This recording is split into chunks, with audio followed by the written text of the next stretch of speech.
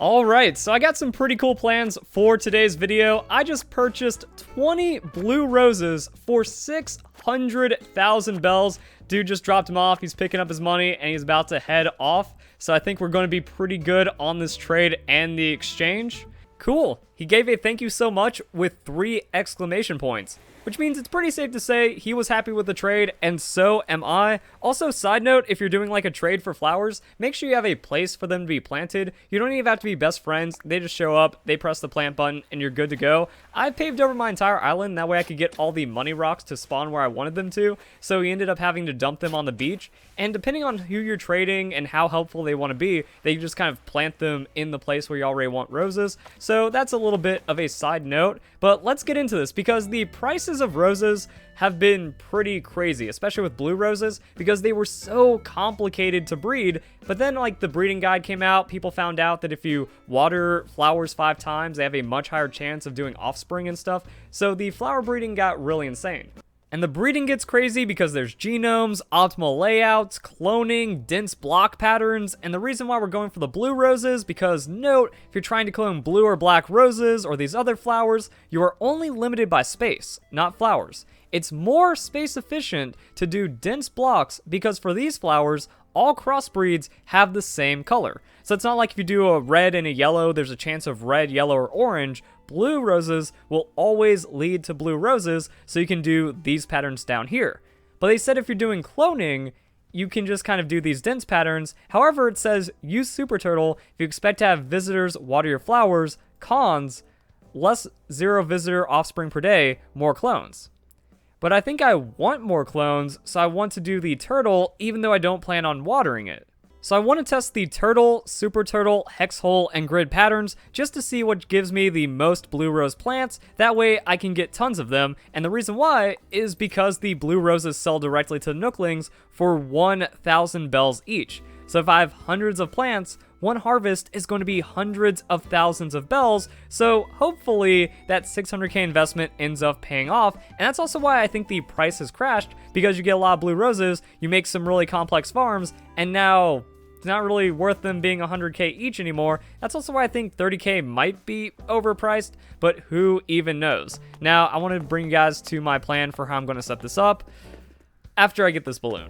It was a cardigan. So let's go and take a look at my map, and then I can just kind of show you guys what's going on. So I have this massive tree farm on the left. I also have a nice little water fixture that's kind of lined up with the town hall. And that leaves me a lot of space in the top left to just have a field of blue roses, and then we're going to see how many we can cram into that. Maybe make like a reverse L-shaped Tetris piece off to the side of the water feature as well, and then we're just going to have tons of blue roses to harvest. So I already have a little bit of an outline right here as well as right here, and then we're just going to start filling this in and we're going to see what works best. And there we go. So I've planted my first turtle pattern, and now I guess we just have to keep on watering, time skipping, and we'll eventually end up with a lot of roses. But I kind of don't like this layout because of how inefficient it is for watering, because you go and you make that little N shape that covers 5 flowers. But if I water here and I water here, there's overlap, and it's also missing these 2 flowers right here. So I don't think that this is going to be good for watering. There might be some kind of efficiency to where it's the best for breeding and getting hybrids and stuff, but I'm actually thinking about just stacking the N patterns on top of itself in a grid, and it might mean more flowers in a shorter amount of time. So I could be onto something that no one else is onto, and we're going to see how that works out when I get some more flowers. Or if this just ends up not really working for what I'm going for, I'll replant them in the design I want, and hopefully it ends up working a little better, but that's mostly going to be the plan right now. And then I don't know how many days I need to skip. I'm going to do like 5-day skips at a time, and the thing is I need to skip in the summer apparently, because rain is going to be my best friend. I feel like when I have like 50 plus flowers, it might just be faster to seek out rain as well. So rain is the second most common weather form, varying in abundance throughout the year. In May and June, rain is often thought to be more common, but after July, it's considered the dry season, where rain is rarer until September. But I also think like you can get a lot of rain in September, and that might be the most I've seen for it. So I'm also going to test out the different months, see how often we get rain, but while I'm talking and while I'm doing my research, we got a save going on, so now we can do a little bit of a time skip and see if we get any results. Oh, nice. So we got 2 new plants off of that, and it also kind of shows like an interesting mechanic. So I skipped ahead 4 days, and I guess it means it takes 5 days for the plants to grow. But over here, if we go to the New Horizons flower mechanics, it says that flowers will only attempt to breed while in the budding or flowering stages. Since I skipped 4 days, they went to budding, so I can water those to try to get an extra chance for them to breed as I do another time skip, or I can move them and then I can start expanding upon the pattern. I don't think if I only have like 2 new ones or whatever, it's worth like super expanding on the pattern because they might contribute to like growing it off to the side or something. It's kind of weird, but also there's nothing to note. Picked flowers revert to the stem stage. So stem doesn't work for breeding. So it's not like I can pick them, water them, then get them to breed. I just can't really touch them afterwards. And then we just have to go and keep on watering them. I'm also thinking that, once again, depending on how this ends up going, that's how I'm going to determine what I'm going to do for the next stages and the next growth and stuff. Yo, 5 plants in 1 day? This seems to be working a lot better than the turtle method, and I feel like we can keep snowballing this one. So I want to do this pattern, 1 space, and then this pattern again, and it just makes it so much easier to water all of the flowers, and I go dig them up and I replant them, and everything's pretty good. Also, I think I can just like... Now, I think I want to plant those ones and then water them so we get the most efficiency out of it, but overall, this is going super well. And now, I'm getting to the point where I have 1 Animal Crossing. So here's the most important thing of the video. You can actually time skip back to when it's raining. So once you find a time it's raining and you have enough flowers to justify time skipping instead of watering them, do it. Because that's what I'm doing and it's working super well. So currently the time for me is September 18th, 11 a.m. And I just skip ahead 5 days, have the flowers fully grow, and then I time skip back and it works. So that's kind of the wild thing, but what I've noticed is it's a little weird and inconsistent sometimes depending on how you do it. Like you have to time skip multiple days ahead, let them grow, make sure they're grown, then save, then go back in time, and you have to keep on checking on it because I don't think if the flowers, or I think it is, that if the flowers don't load, then it doesn't register even though you're time skipping. Okay. Now I've beaten Animal Crossing New Horizons, because you might have noticed I skipped ahead 6 days instead of the 4 or 5 that I said I'd skip.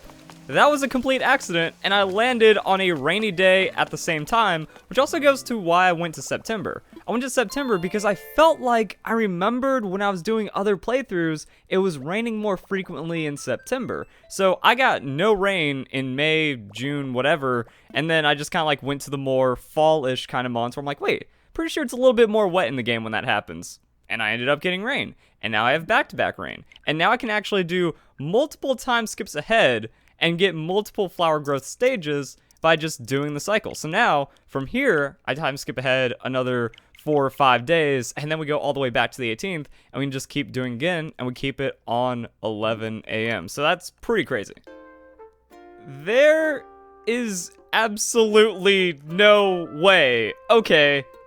Now I'm actually like kind of concerned because I don't know what happens if you time skip a month ahead or like into the next month. I don't know if that like resets the month's RNG or something, but apparently this day also has rain. So once again, I think rainy September is the big play, and I just want to run into the flowers just to kind of show you guys what I'm talking about, because also we need to wait for Isabel. I don't think we got any fancy update going on, do we? Oh, Marshall's birthday. How cool. And then we just have a lovely day. Hey, keep it quick for us, Isabel. I love it. Appreciate you.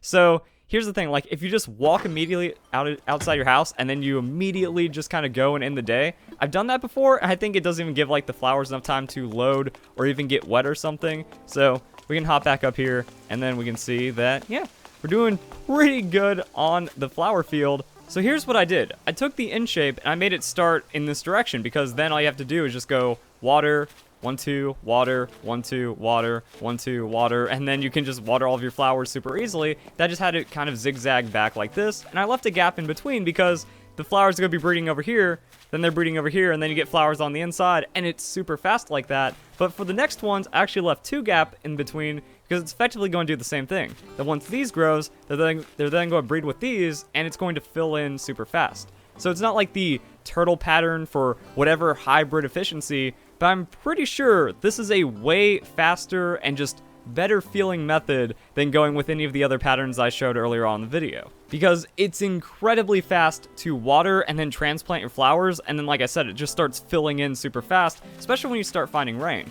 So when there was about 1.5-ish left, so somewhere around here, I started exclusively time skipping on rain because it's faster to time skip rain than to just water all the roses. And now it's at the point where I have roses on all the sides, so I just need this to fill in, and then we get tons of hybrids and then we're good to go. But I don't even know what to do anymore. Also, this took me about 5 hours to get it to this state. And I think that's actually really good because it took me 10 hours to like fill in the island. It took another 5 or 6 hours to make a tree farm. And now it's only taking another 5-6 hours to do the flower farm. Pretty sure the flowers are going to turn into a lot more money than the trees. So we're going to see how that plays out. Also just kind of like the little optimizations, how fast you close the game after complete saving. And now I guess I'm just going to go 1 day ahead.